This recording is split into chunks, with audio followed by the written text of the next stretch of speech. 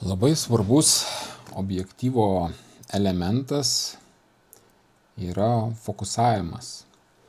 Reiškia, jeigu mes turime rankinio fokusavimo objektyvą, tai mes fokusuojame rankomis, žiūrėdami ten į akutę arba į ekraną. Ir iš tikrųjų čia daugiau yra patogumo klausimas. Pavyzdžiui, vieniems žmonėms yra patogu, kai šitas žiedas būna laisvesnis, kitam kaip kietesnis, bet faktas, kad įgūdęs žmogus gali faktiškai judinti šitą fokusą pagal savo poreikius, pagal judantį objektą, faktiškai neribotų greičių, aišku, ten neskaitant visokių paukščių ir taip toliau. Tai su rankiniais objektyvais, teleobjektyvais pagrindinis dalykas yra patogumas, kaip jums patogu, kaip jūsų rankos, kurioje vietoje tas žiedas yra, koks jo yra tas demperiavimas. Tai čia kaip ir daugiau mažiau aišku, šitą galim pačiupinėti. Įdomiau yra su autofokusiniais objektyvais. Yra du svarbus dalykai. Pirmas dalykas yra fokusavimo tipas, greitis ir tikslumas.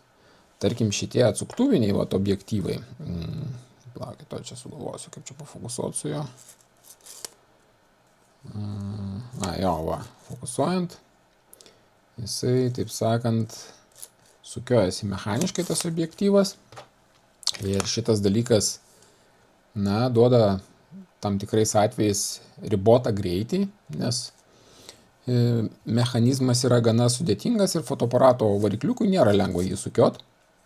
Ir antras dalykas, tie visi veidrodiniai fotoaparatai, kadangi daug čia tos mechanikos, laisvumo, būna, sakykim taip, ribotas fokusavimo tikslumas, ypač kai reikia daryti greitai, tai dėl to reikia šiek tiek nusiteikti, kad jeigu mes naudosime mechaninį fokusavimą, tai reikia daryti daugiau kadrų, nes dažniausiai mes naudosime, aišku, su DSLR tipo, reiškia veidrodiniais fotoaparatais, kurie iš tikrųjų fokusuoja su viena sistema, o fotografuoja su kita. Tai dėl to reikia nusiteikti, kad jeigu jūs turėsite tą D arba G objektyvą Nikono, tai reikia daryti daugiau kadrų, nes dalis iš jų tikrai bus nefokusuoti. Vėliau visi gamintojai, čia ne tik Nikon, perėjo nuo tų visokių mechaninių dalykų, rankinio fokuso iš pradžių prie tokių visokių varikliukų, o paskui sugalvojo impulsinį fokusavimą. Reiškia, čia yra viduj žiediniai varikliai, kurie, kaip sakyti, du žiedai, magnetinį kompiuteris valdo, jie ten sukiojasi viens priešais kitą ir tada gaunasi, kad šiek tiek greičiau, bet vis tiek jie turi pakankamai didelę inerciją ir toj pademonstruosiu, tas greitis nebegalinis. Ir paskutinė, šiuolaikinė, sakykim taip, karta, pas Nikoną vadinasi AFP arba Z objektyvuose stovi. Reiškia, tai yra jau pats greičiausias ir tiksliausias fokusavimas, jisai yra tylus. Lyginant su visais šitais yra dar tuo pačiu ir labai greitas. Aišku, priklauso viskas nuo objektyvo optinės sistemos, kaip jinai judėt turi, kiek jin sveria, nes negali be galo daug elektros paimti variklis iš fotoaparato, nes taip pat jums nusės akumuliatorius. Ir šiaip ta inercijas, visa kita. Tai noriu pademonstruoti. O čia yra skirtingi fotoaparatai, bet fotoaparatai nedaug priduoda. Galima pasižiūrėti, kaip mechaninis šitas fokusavimas veikia, kokiu greičiu. Kaip matote, jis nėra labai jau toksai, kaip sakyti, greitas. Be abejo, jam reikia dažniausiai tik tai pakoreguoti tą fokusą. Pradinį fokusą mes pagaunam, sakykime, lėtai arba nusistatom. Ir tada jau objektyvas tik tai koreguoja, tik tak daro. Bet vis tiek, kai, pavyzdžiui, objektai juda greitai, gyvūnai, paukščiai, vaikai, kažkokia tai sportas, reikia to greičio.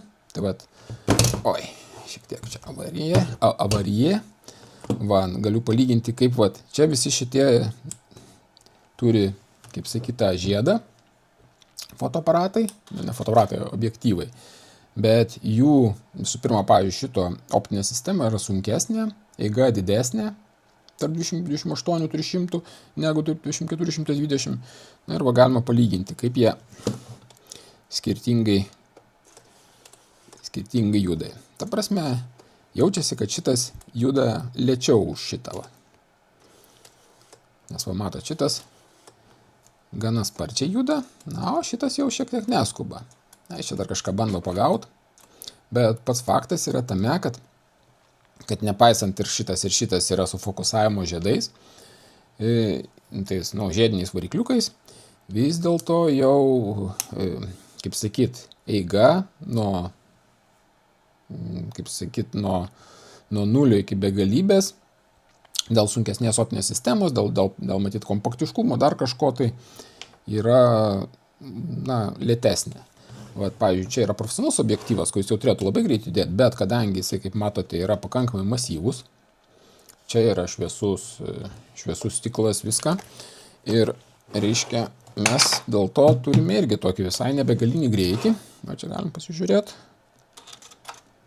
va, jisai greičiau juda, aišku, už šitą, kur kas, bet jeigu mes fotografuojam kažką tikrai labai greito, ta prasme, jisai vėluoja. Yra va toks variantas, kad mes galime patrumpinti, kiek jisai sukiosis. Tada, kai mes prarandam fokusą, tada jisai biškį greičiau fokusuoja. Va, nes, kaip matote, pilnas ciklas yra daug trumpesnis jam. Tai dažniausia profesionalai, kurie fotografuoja kažkokias varžybas ar panašiai, tai naudoja šitą funkciją, kad jiem nereikėtų, kaip sakyt, privartauto objektyvo, kad jisai fokusuotų kažkur arti, nes jau fotografas pats žino, kad jisai fotografuoja kažkokį tolimesnį objektą. Tai va, tai žodžiu, dar yra vienas dalykas, kuris ne visai tiesiogiai susijęs su fotografavimu, to nefotografavimu, su fokusavimu, yra ar sukiojasi šitas priekinis elementas ir aplamai ar kažkas juda pas mūsų objektyve. Va, tai pavyzdžiui, jeigu čia fokusuojam, matosi, kad šitas objektyvo, straublys sukiojasi ir plus mums laikant rankoje, šitas daiktas judės ir jo negalima sulaikyti, nes tada natūraliai fokusas kažkur nuplauks. Tai yra, žodžiu, kaip ir ne problema normaliai fotografuojant, bet atsiranda problema, jeigu mes norime naudoti poliarizacinius filtrus. Tai jeigu mes naudojam poliarizacinius filtrus, mums šitas besisukiojantas straublys keis poliarizaciją. Tas yra blogai. Tai reikia šitą turėti omeny, kad jeigu fotografuosim kažką, nežinau, vandenį, automobilių stiklus, dar kažką, tai jau mums toks objektyvas, kuris fokusuodamasis sukioja priekinį elementą, yra, švelniai tariant, ne kažką. Dar yra vienas įdomus dalykas, kalbant apie fokusavimą.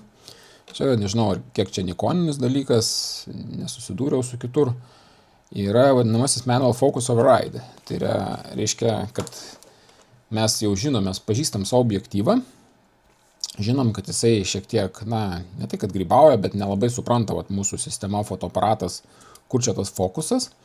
Tai ant Nikono mes galim padėti rankom. Reiškia, mes galim pabandyti fokusuoti, nepaisant to, kad autofokusas įjungtas, mes galime čia vienu pirštu šiek tiek paderinti tą fokusą ir tam tikriem kadram, kur mes matome, kad jau autofokusas nesupranta kur fokusuoti, čia, pavyzdžiui, kokį vorą norim nufotografuoti ant šakelės, o šalia ryškus medis. Tai fotoaparatas fokusuosis į ryškų medį. Tai mes biškį pakoreguojam, kontroliuodami per akutę ir tada gaunasi geras ryškus kadras. Jeigu atkreiptume dėmesį, pas mane fotoaparatai taip yra sukonfigūruoti, kad nuleistuko mygtukas nešauna, tai yra nekeičia autofokuso, reiškia fotografuoja, kur aš numačiau, o autofokusą aš valdau atskirų mygtukų, būtent dėl šito dalyko, kad kartais tenka pakoreguoti ranką ir tie visi geresni objektyvai turi šitą dalyką, net ir šitas, pavyzdžiui, matot, yra tas rankinio fokuso žiedas, yra perjungimas auto manual arba manual. Čia net 3 variantai yra turbūt auto pirmiau, paskui čia rankinis pirmiau, o paskui šitas tik tai rankinis fokusavimas. Tai tas kombinuotas fokusavimas yra labai patogu. Aišku, būtų idealu, jeigu jo nereiktų, bet, bent jau veidrodiniai fotoaparatai, ypač senesni, turi ne patį tobuliausią tą autofokusą, kuris yra vis dėlto geras dalykas, nes 80% atvejų padengia, tai įsivaizduokime, 80% atvejų nereikia nieko daryti, o 20% atvejų, jau tada būna, kaip sakyt, svarbu, kur yra tas rankinio fokusavimo žiedas, nes pavyzdžiui, šičia, kaip matote, jis yra priekyje, kas yra pakankamai nepatogu, bent jau man. O čia yra fokusavimo žiedas gale, kas yra patogu, nes, taip laikant aparatą, remiant objektyvą į delną, kas yra patogu, galima šitais pirštais koreguoti. Šiaip man asmeniškai tai yra labai patogu ir kaip matote, čia visur Nikonas šitą dalyką praktikuoja, bet pavyzdžiui, čia padaryta priekyje ant šito objektyvo. Iš tikrųjų, prie visko priprantama, bet, taip sakyt, čia pavyzdžiui, matot, zoomo žiedas mažiukas ant šito objektyvo, o fokusavimo didelis. Tai tarsi gamintojas jau šiek tiek, kaip sakyt, mano, kad mes dažniau naudosime šito fokusavimo žiedu negu pačio zoomo. Tai, čia, kaip sakant, kiekvieno gamintojo yra niuansai. Tai tiek apie fokusavimą, kad, žodžiu, geriausia yra, kai tas autofokusavimas yra tylus, kas labai aktualu filmuojant video, greitas ir tikslus. Bet realybėje, tenka rinktis. Aišku, kaip sakiau, šitas AFP, tie objektyvai, jie tyliai, greitai ir tiksliai fokusuoja. Ne tik šitas modelis, bet visi kiti AFP, tas pats su Z objektyvais, o tie visi senukai, kaip sakyt, kiek mokite gauni. Tai tiek apie autofokusą.